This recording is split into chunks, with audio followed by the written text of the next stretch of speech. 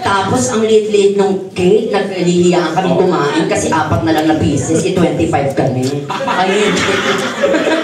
Hindi mo na lang yung... O sige, anong paborito yung song talaga kakantayin namin para sa... Manila. Ah, Marilag! Marilag.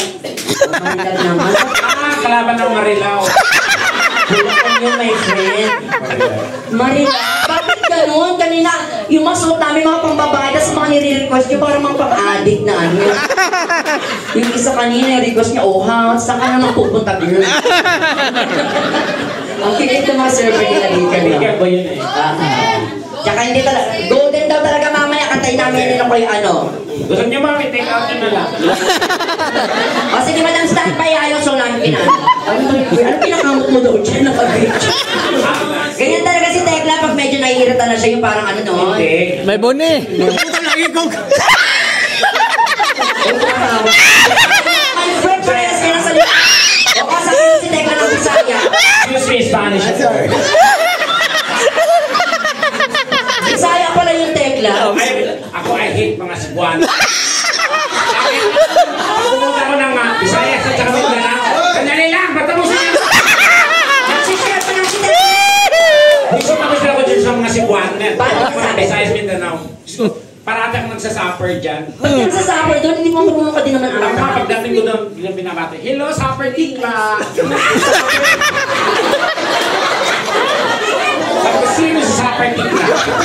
Ako naman, friend, yung ano ko naman dyan, experience ko naman dyan, akala ko sa Visayas ako pinakakilala. Feeling ko, ang sikat na sikat ako doon. Saan? Kasi pagbaba ko pa lang ng airport, ano sila agad lahat, nagsasabi, bye, bye, bye. Kaya nila ako, tama, bye talagang kausapan nila, hindi bubay. Expression nila yung bye. Friend! Okay, awit ako ng isa, tapos awit ka din. Okay, sige. Yung maganda. Sige. Kasi guys, medyo gaganang ng concert ni Donita kagabi, so... Saan? Sa Music Museum. Tapos pupunta pa sila ng Canada para sa ano. So medyo iba-iba yung panahon, kaya nagkaroon ako ng UTI again. Ano UTI? Upper truth infection. Nagpatira siya sa kanyang ano. Grabe talaga, no? Napaka-supportive ng friend mo si Wendell. Ay, Puso? oo. Parang kain siya ng kain. Buti hindi ka nabibilaw ka. Kuya Wendell, matagal mo na silang kakilala. Dito na kayo nagkakilala.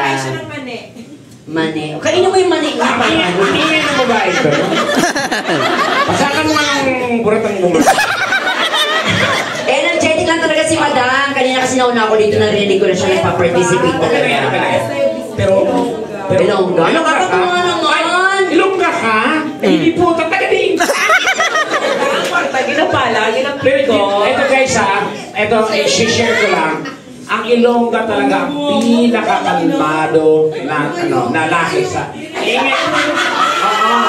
Very kalmado, napakalamig, napakakalmado.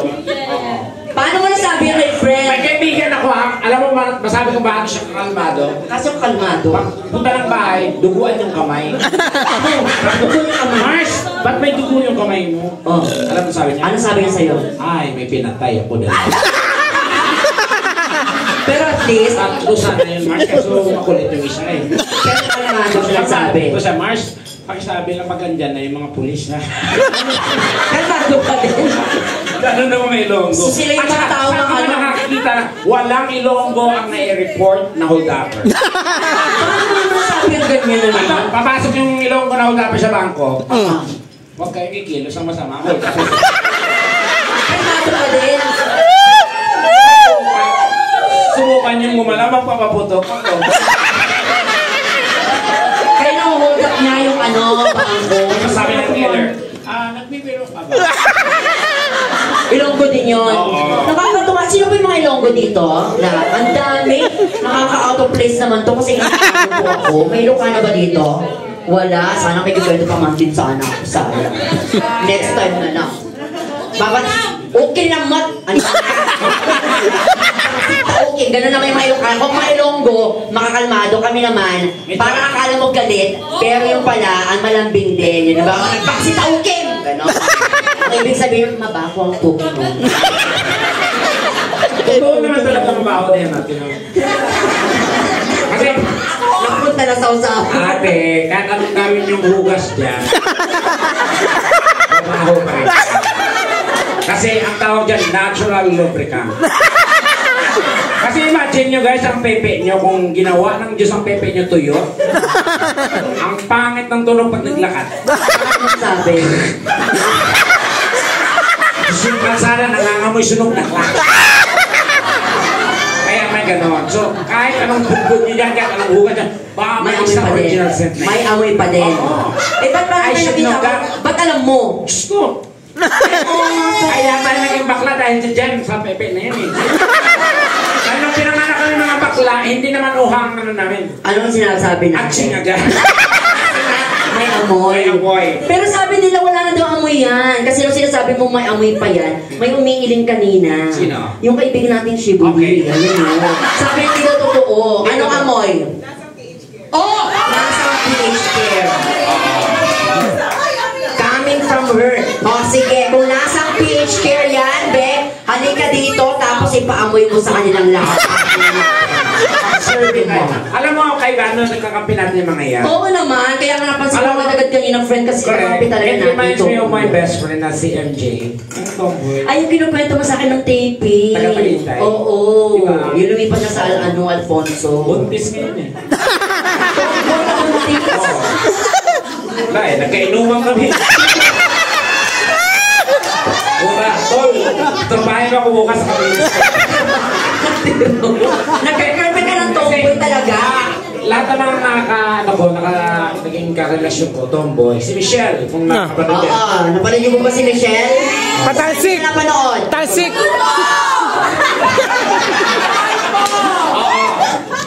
Tomboy yung si Michelle. Ah. Pero si Michelle kasi siya. Parang lesbian Siya yung type ano. ng parang fem. Ano ibig sabihin ng pem? Yung parang hindi talaga, may Hindi mo mahahalatang tomboy. may touch of girlfriend. Oo. Pero yung bago kami siya, may naging jowa akong tomboy talaga yung parang butch. O, Ang tama. tawag ko, at least alam niyo Doon, nag-trauma ako doon. Paano kung ano? Gagong pinfinger kaya ako. Nung tomboy? Oo. Paano ka Buti sana akong sa backdoor eh. Sa akin, Sa butas ng putuloy ko talaga. Pero gago, atitir nga halos namatay. So nakakaluwag-luwag na yung buto sa Ito daw, habang kinakwento mo, umiiling siya kasi nga girlfriend niya yung katabi niya. Ay, girlfriend niya. Palakpakan naman natin, di ba? Kasi we have to celebrate all the relationships tonight. Gano'n na kayo katagal, Ben? Anong tawagan? 7 Anong years. tawagan? Kasi may friend din ako tawagan nila ang jowa. 7 years? Ilang years ba kayo yung friend ko? Ilang years ba kayo dati? Yung friend ko. Ay, wala. Nag-away tuloy sila. Nurse, may masyete. 7 years. Nakakatawa, how do you keep the relationship, still fresh, ganyan yung pakiramdam na parang kayo pa din despite na... Ano pa? Tomboy din ba kayo? Paano tumatagal yan? Kasi mas matagal ang relasyon ng babae sa tomboy kaysa sa bakla sa Kasi alam ng tomboy ko pa. Alam mo, kaya ang pinapag-tomboy kasi pag tinignan ng lalaki, hindi mo alam kung nakakalalaki, no? Oo, pero sila talaga, Hindi kasi nararamdaman nila yung nararamdaman ng babae. That's why, di ba? At saka yung mga tomboy, yan yung pinakamaingay pagdating sa sex. No! Uy, hindi ako naniniwala ng ganun. Guys, ayon sa survey yan. Kasi ang mga bakla, survey. Kasi kahit tayo pwede mag-strike. Kasi WS. Ano lang tayo pagkalipat, sumubo tayo lang. Pisa sa mga bukas. Diyos ko na yung nakasakay akong tomboy. Pumukit kami sa ipanadahan ng jeep. Kasama mo naman yung tomboy na naman, kasabay mo. Jowa niya babae. Okay. Babae, susubok yan. No. Yung tomboy, pagdating ng jowa, pinabuka ka agad. Sub-sub, ang ingay. Paano may ingay? Paano? Huwag ka maingay dyan. Sino ba na? Ganun talaga siya. Kayong dalawa, Beb, ayun, anong team song nyo? Yun naman. Kasi, Paano ba mga kanta sa mga ganyan? syempre mga pantomboy talaga dapat palagi, agad-agad. Paano? Is drumming my pain with my fingers, singing my life with my toes. Sing me softly, my book. Di, anong team song nyo talaga? Pagdating ng pyramid. Team song nyo. Baby Shark. Pero baka naman natin team song nila, Baby Shark. Oo. Diba? Baby Shark. Baby Shark. Baby Shark. Hindi, nakakatuwa. Oo. Sige, kanta mo lang sila, friend, para ano naman. Sana magkaanak kayo. Oo, pwede yan, di ba? Mga mag-aanak ko kayo yung galing sa loob nyo mismo, tapos ipapaan nyo, pag may, ano yun, kaparehas kayo. Di ba parang ganon? Same with us. May rin ng tumol na gusto, nagkaanak sila. Pare, babae tsaka tomboy nagkaanak. Anong anak nila? Ingro. May malinis sa mga tomboy. Ininyagan sa Hortaleza. Parang ang dudumi ng mga kaibigan ko. Okay, awit-awit muna kami guys. Tapos after nito, pwede po kayo mag-request ulit sa amin. Siyempre, maraming salamat.